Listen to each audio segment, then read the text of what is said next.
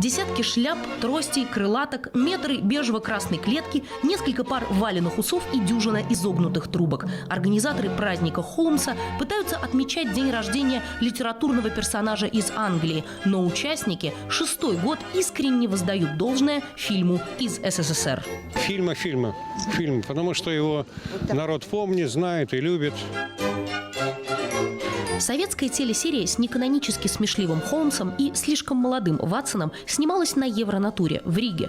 От героев Конан Дойла советских кинематографистов отделял двойной фильтр – время и железный занавес. Они, никогда не видавшие настоящего буржуазного общества, пытались фантазировать о его прошлом, причем с любовью и тоской.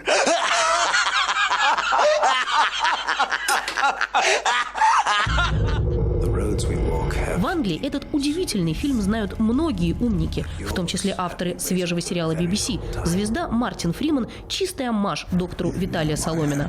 В Латвии же «Красный Холмс» стал одной из главных фигур остальгии, тоски по социалистическому времени. Участники парада видят сон о сне, тоскуют по собственному прошлому, облаченному в викторианский наряд работы художников Ленфильма.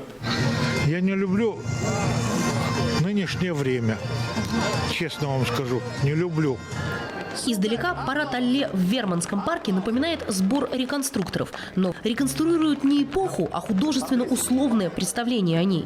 День рождения Шерлока Холмса – настоящий уличный карнавал, не хуже Марди-Гра или Венеции, где не просто переодеваются и таким проверенным средневековым способом освобождаются от забот, где утверждают определенные ценности. 6 лет назад рижский праздник организовала пиар-контора, планировавшая привлечь сюда туристов. Сегодня он зажил своей жизнью. Здесь веселится особенно группа рижан, русские и латвийцы, любящие ту Европу, что показано в советском кино.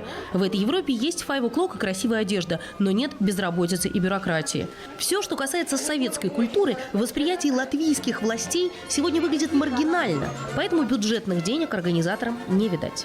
Все убыток, поэтому ничего тут не окупается, никто на этом не зарабатывает. Город какой-то год там помогал, участвовал, в этом году практически почти ничего. Но это грустно, но что делать?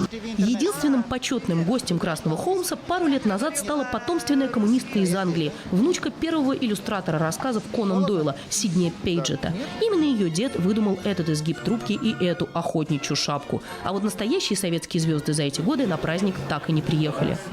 А Добашьян прям вот уже ему гостиницу заказывали, уже билеты на самолет покупали. После момента он просто заболел, просто сердце. Ему 80 лет уже.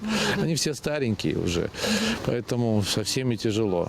Из больших динамиков и маленьких смартфонов льется киномузыка Владимира Дашкевича. К микрофону строго просят пройти Мориарти номер 24. Дама в костюме иностранной шпионки получает в награду набор экскурсий по Риге. Участники строятся рядами, чтобы из своих тел сложить портрет артиста Василия Ливанова. День рождения Шерлока Холмса напоминает смотр самодеятельности в пионерском лагере. Но и на этих смотрах сквозь казенное прорастало живое, стихийное и искреннее. Здесь искреннего определенно больше. Ольга Шакина, Даниил Жилинский, Балтия.